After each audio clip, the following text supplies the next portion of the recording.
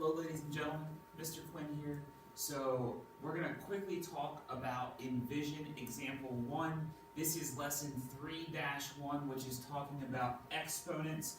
You want to make sure that you have your books open to page 118 so that you can follow along with me. In case you weren't sure, page 118 is where you need to be right now.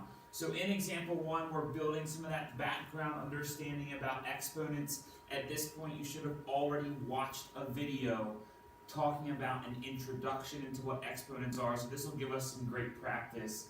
Example 1 says that the expression 2 times 2 times 2 represents the number of cells after 1 hour if there is 1 cell at the start. How can you write this expression using exponents? How many cells will there be after 1 hour? So if we have that repeated multiplication, 2 times 2 times 2, we should be thinking about exponents. And we know exponents are when we have a base and then a small number written above. We have a base and a small number written above. Our base is going to be the number that we are multiplying. So I see that 2 is my factor. So my base is going to be 2. The number of times it is written, and you can count that, 1, 2, 3.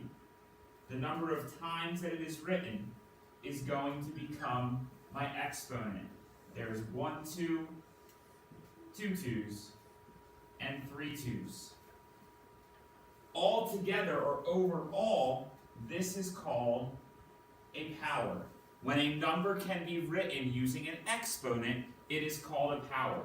So hopefully you're recognizing that we have a base of 2, an exponent of 3, and the entire value can be written as a power. Now we can think about this 2 different ways. We can do 2 times 2 to get 4, times another 2 to get 8, or we could do 2 to the 3rd power, and we can use our calculator to accomplish that. And either way, we are going to get 8 as our answer. So our answer to our question, when it says how many cells will there be after 1 hour, we should recognize that there will be 8 cells after 1 hour. So if we slide and we actually look at what the work is that is done for us, you will see a lot of the same things. Our power is 2 to the 3rd. Its value is 8. You can see some of these definitions. The base is 2, the exponent is 3. We multiply the first 2 factors to get 4, the last 2 to get to 8. Either way, there will be 8 cells after 1 hour. What I'd like you to try right now is to try it. It says there are 2 times 2 times 2 times 2 times 2 times 2 times 2 times 2 times 2 bacteria cells after 3 hours. Write the repeated multiplication as a power and then evaluate. When it says to write it as a power, that means you are going to need to write a base and you are going to need to write an exponent. Remember, this is the base, this is the exponent. The word evaluate means that we need an answer. Now in this case, I'm going to really recommend that you pick up a calculator to do this one.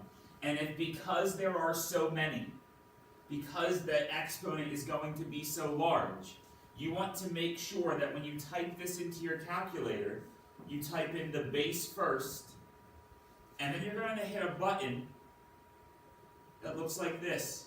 It's called the caret key, or it's a little upward pointing arrow, and then you're going to type whatever your exponent is, and then you can hit equals, and your calculator will give you your answer. So hopefully you're able to get this correct. Come back to the next video to take a look at some additional practice.